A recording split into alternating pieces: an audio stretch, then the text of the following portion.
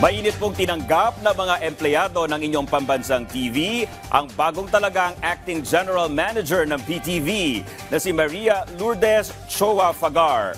Yan ang ulat ni Gab Villegas.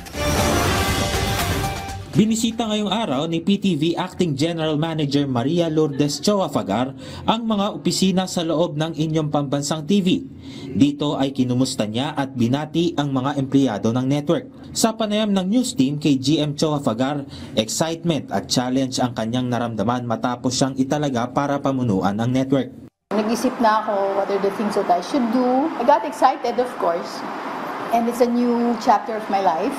I used to work for a private company for 41 years. Isa sa una niyang ilalatag na plano para sa PTV ay ang pagpapaganda pa sa programming ng network. I'd like to put some entertainment, kahit na once a week lang, it's to start off. And hopefully it will attract sales for PTV4. Isa rin sa uunahin ni GM Choa Fagar ang pagpapaganda rin sa mga pasilidad ng network. I want start first with the physical and then of course check into the operations, the programming.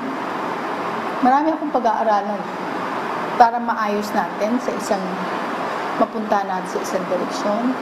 Mayroon namang mensahe ang bagong talagang general manager para sa lahat ng empleyado ng PTV. We will all work together.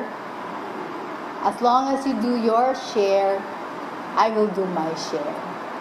Thank you. Gab Humilde Villegas para sa Pambansang TV sa Bagong Pilipinas.